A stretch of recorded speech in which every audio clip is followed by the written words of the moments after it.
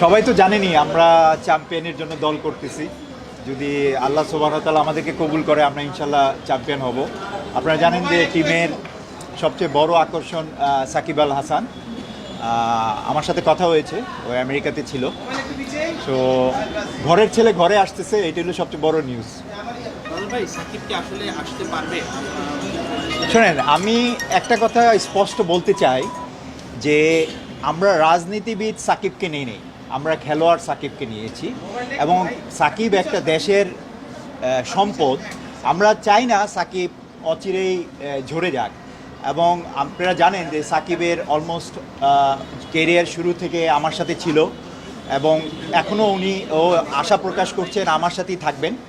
এবং আমি চাই যে আমরা ক্রিকেটকে নতুনভাবে সাজাতে। এবং আপনারা জানেন যে আমাদের ভবিষ্যতের কর্ণধার, দেশের কর্ণধাররা বলেছে জাতীয় ঐক্যের ডাক দিয়েছে।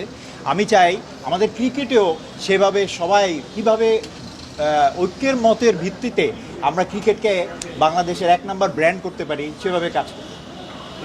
সাকিব আল হাসানের ব্যাপারে আপনি ধরে নিয়েছেন, প্লেয়ার সাকিবই কিন্তু ন্যাশনাল টিমের হয়ে টেস্টে খেলে রিটায়ার করার একটা প্ল্যান ছিল এবং সেভাবেই সব কিছু আগাচ্ছিল, কিন্তু সার্টিন কিছু ইস্যুর কারণে ওই ঘটনাটা শেষ পর্যন্ত হয়নি। সাকিবকে যে আপনি প্রিমিয়ার লিগে দলে নিয়েছেন বা তাকে যে খেলানোর প্ল্যান করেছেন, এটা থেকে সরকারের কোনো পক্ষের সঙ্গে কি আপনি কোনো কথা বলেছেন? আমি তো সরকারের লোকও না, আমি কারোর সাথে কথাও বলিনি। তবে যতটুকু আমরা বুঝতে পেরেছি বা আমি বুঝতে পেরেছি, আপনারা দেখেছেন যে সাকিবকে আমি মনে করি আমি যদি ক্ষমতায় থাকতাম তাহলে সাকিবকে খেলানো হতো। বিকজ সাকিবের অবদানেই কিন্তু আমরা চ্যাম্পিয়ন্স ট্রফি খেলতেছি। এই প্লেয়ারটাকে বাদ দিয়ে চ্যাম্পিয়ন্স ট্রফিটা খেলাটাও আমাদের অনুচিত আমি মনে করি, এটা আমার ব্যক্তিগত মত। এবং আমি মনে করি যে সাকিব একটা আমাদের দেশের বড় সম্পদ, আপনারা আমি আগেও বলেছি, এবং তাকে আমাদেরকে কাজে লাগাতে হবে। আপনারা যদি দেখেন পৃথিবীতে এটা সেকেন্ড রেফারেন্স হবে না যে কোনোভাবেই সে 12 বছর 3টা ফরম্যাটে নাম্বার 1 অলরাউন্ডার ছিল। এটা পৃথিবীতে আর আসবে কিনা আমি সন্দেহ। এবং ওকে আমাদেরকে অনেকভাবে আপনারা দেখেছেন বিভিন্ন দেশে লিজেন্ডদেরকে পালে, তাদেরকে নার্সিং করে। যেমন মনে করেন টেন্ডুলকারকে বলা হয়েছিল যে ও কখন রিটায়ার্ড করবে, আর আমরা আমাদের পক্ষ থেকে আমরা ফোর্স করি প্লেয়ারকে রিটায়ারমেন্টের জন্য। এটা এইসব প্র্যাকটিস বাদ দেওয়া উচিত আমাদের ক্রিকেট থেকে। সাকিবের ক্ষেত্রে বিপিএল শেষ পর্যন্ত লিজেন্ডস অফ রূপগঞ্জের জার্সিতে সাকিব নামতে পারবে? আমার সাথে যেটা কথা হলো, সে এখনই আমার মনে হয় 3rd টেস্ট দিতে যাচ্ছে, ইংল্যান্ডে আসতেছে রোজার মধ্যে। ওই টেস্টে একটা কোচও দিয়েছে ইংল্যান্ডের, এবং সে কোচ এগ্রি করলে সে আবার পরীক্ষা দিবে, এবং পরীক্ষায় পাশ করলে আমার ধারণা আমি বাংলাদেশে সে খেলতে পারবে। তবে আপনারা তো সাকিবকে পাওয়ার ব্যাপারে শতভাগ আশাবাদী। অবশ্যই, তাই সেই জন্যই তো নেওয়া, তাহলে আমরা নিব কেন যদি নাই খেলতে পারি। মাশরাফি সাকিবের পাশাপাশি মাশরাফির দীর্ঘদিন লেজেন্ডস অফ রূপগঞ্জে খেলেছেন আমরা জি। জানি।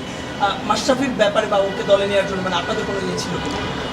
আপনারা জানেন যে আমরা গত 10 বছরই আমি চ্যাম্পিয়ন হতে চেষ্টা করেছি। বিভিন্ন প্রতিকূলতার জন্য আমি চ্যাম্পিয়ন হতে পারিনি। আমার টিমে বিভিন্নভাবে প্লেয়াররা খেললে বা ন্যাশনাল টিমের প্লেয়ারদেরকে খেলতে দেওয়া হয়নি, এবং এবং এবং বিভিন্নভাবে তাদেরকে ন্যাশনাল টিমে নেওয়া হতো না, সেভাবে হুমকি দেওয়া হতো।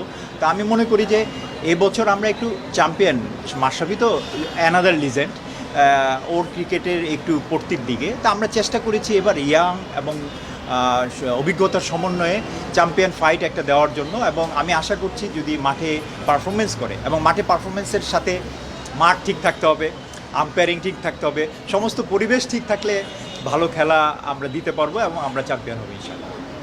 আপনাদের দলে কে টিম? আমাদের এখনও ঠিক টিম ম্যানেজমেন্ট ঠিক করে নেই, তবে আমার ধারণা